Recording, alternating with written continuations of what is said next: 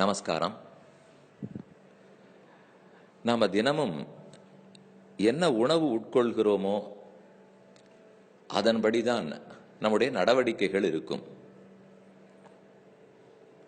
தீபோ பக்ஷயதே துவாந்தம் கஜ்ஜலஞ்ச பிரசூயதே யதன்னம் பக்ஷ்யதே நித்யம் ஜாயதே தாதிருஷீமதிஹி என்ன ஒரு ஸ்லோகம். விளக்கு கருப்பான புகையை வெளியே விடுகிறது. ஏன்னா கருப்பா இருக்கிற இருட்டை முழுங்கி போக்குகிறது. இருட்டை முழுங்கினா இருட்டா இருக்கிற கருப்பா இருக்கிற புகையத்தான் வெளியில விடும். இப்ப இங்கிலீஷ்ல கார்பேஜ் இன் கார்பேஜ் அவுட் அப்படின்னு சொல்றோமே. கண்ணன் கீதையில் நம்ம ஆகாரம் எவ்வளவுக்கு எவ்வளவு சுத்தமா இருக்கோ சாத்விகமா இருக்குமோ அத்தனை நம்ம புத்தி கூர்மையா இருக்கும்னு சொல்றார். இன்னைக்கு நீங்க வேலை பார்த்துட்டு இருக்கிறவர்களோ படிக்கிறவர்களோ யாரா இருந்தாலும் புத்தி கூர்மையா இருக்கணும். ஒரு வேலையை நன்னா செய்யறாருன்னு எப்படி பேர் எடுக்கிறோம்?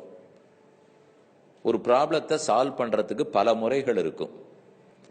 அதுல எது சுலபமா ப்ராப்ளத்தை முடிக்கும் அப்படின்னு கண்டுபிடிக்கிறதுலயே பாதி புத்திசாலித்தனம் வெளிப்பட்டுடும்.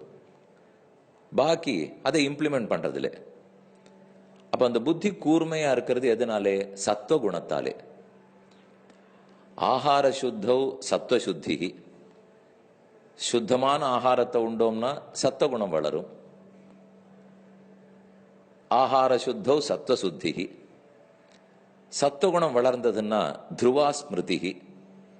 பகவானை பத்தின தியானம் இடைஞ்சல் இல்லாமல் தடங்கல் இல்லாமல் வளரும். ஸ்மிருதிலம்பே சர்வகிரந்தீனாம் விப்ரமோக்ஷா. பகவத் தியான நன்னா வளர்ந்ததுனால் சந்தேகங்கள்லாம் தொலைஞ்சு போயிடும், குழப்பமே இருக்காது. இது எவ்வளவு தெளிவான பாதை. அப்ப அடிப்படையில் சாத்விகமான ஆகாரத்தை சாப்பிடணும். கண்ணன் எதை சாத்விக ஆகாரம்னு சொல்றார்? எதுங்கிறத விட முதல்ல நாம எதை தவிர்க்கணும்னு தெரிஞ்சுப்போமே.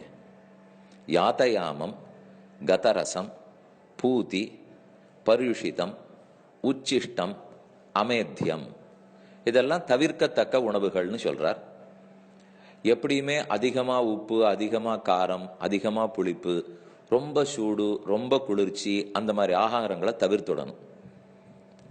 சமைச்சதுல இருந்து 4 மணி நேரத்துல சாப்பிட்டுடணும். ஒரு ஜாமத்துக்கு மேல வச்சுக்க கூடாதுங்கிறார். நாளே காலையில சமைச்சோம்னா 4 மணி நேரத்துல சாப்பிட்டுடணும். சாயங்காலம் சமைச்சோம்னா 4 மணி நேரத்துல சாப்பிட்டுடணும். ஆனா நாம பல நாட்களுக்கு சமைத்த உணவை ஃப்ரிட்ஜில் வைக்கிறோம், வச்சு எடுத்து சாப்பிட்றோம்.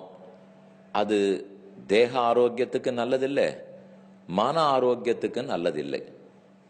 அதனால சமைச்சதுலேருந்து சீக்கிரம் சாப்பிடணும். சமைக்கணும், 2 வேளை சமைக்கணும், அந்தந்த வேளை சாப்பிட்டுடணும். அப்படின்னா எல்லாத்தையுமே சமைச்சு தளிகை பண்ணதெல்லாம் ஃப்ரிட்ஜில் தானே வச்சுன்னு இருக்கோம் அப்படின்னு நீங்க கேட்கலாம். கொஞ்சம் கண்ணன் சொல்லியிருக்கிறத யோசிச்சு பாருங்க.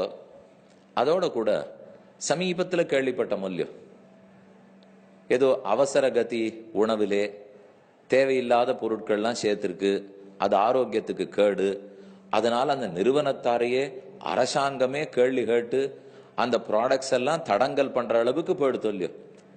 இதே ப்ராடக்டை ப்ரமோட் பண்றதுக்கு ஒரு 15 வருஷத்துக்கு முன்னாடி எவ்வளவு எல்லாரும் என்கரேஜ் பண்ணா, ட்ரெடிஷ்னல் உணவு எல்லாத்தையும் எவ்வளவு ரெடிக்யூல் பண்ணா, அதை கேலி பண்ணியிருக்கா.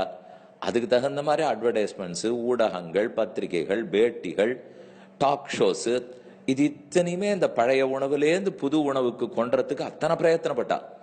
ஆனா இப்ப மொத்த பேரும் சேர்ந்து அதே கம்பெனிக்கு தே ஆர் கன்னிங். இது நம்ம ரெண்டை பத்தி நாம கவலைப்பட வேண்டாம். இப்போ ஆரோ எப்படியோ விற்பனைக்காக பண்ணிட்டு இருப்பா. நமக்கு கண்ணன் கீதையில் என்ன சொன்னாருங்கிறது முக்கியம். யாத்தயாமம், சமைத்து தளிகை பண்ணி ஒரு ஜாமத்துக்கு மேல வச்சுக்க வேண்டாம். இப்ப நீங்களும் யோசிச்சு பாருங்களேன். இப்ப பழமோ பாலோ காய்கறியோ தயிர் மோரு இந்த மாதிரி இருக்கிறதெல்லாம் கூட சரி தவிர்க்க முடியாது, ஃப்ரிட்ஜில் வச்சுக்கலாம். சமைச்சதை வைக்காத இருக்கலாமா? நீங்க கொஞ்சம் இதை கேட்டு இருக்கிறவாள்லாம் நன்னா சிந்திச்சு பார்க்கணும். கண்ணன் சொல்லியிருக்காருங்கிறதுக்காகவே பண்ணி பார்ப்போமே. என்ன அதனால பெரிய நஷ்டம் வந்துட போறதா? இப்ப பட்னி இருக்குன்னு அவர் சொல்லல, சமைச்சதை சீக்கிரம் சாப்பிட முடியும் தானே சொல்றார். கத ரசம், இயற்கையான ரசம் போயிருந்தா அதையும் சாப்பிடக்கூடாது. பூத்தி வேற ஆர்டர் வேற ஸ்மெல் வந்துடுத்துனாலும் சாப்பிடக்கூடாது. பரிஷிதம் ஊசி போனத்தையும் சாப்பிடாது. உச்சிஷ்டம் ஒருத்தரோட மிச்சத்தையும் சாப்பிடவே கூடாது. எச்சல் பார்க்கணும்.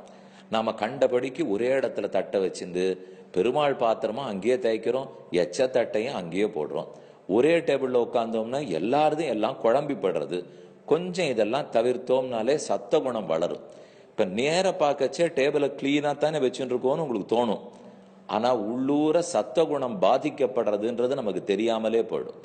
உச்சிஷ்டம் ஆச்சாரியனுடைய மிச்சம், தெய்வத்தினுடைய மிச்சம், அண்ணாவனுடைய மிச்சம், அப்பாவனுடைய மிச்சம், பர்த்தாவனுடைய மிச்சம், பரம பாகவத்தால் சாப்பிட்ட மிச்சம், இதெல்லாத்தையும் தவிர மற்ற மிச்சத்தை சாப்பிடக்கூடாது.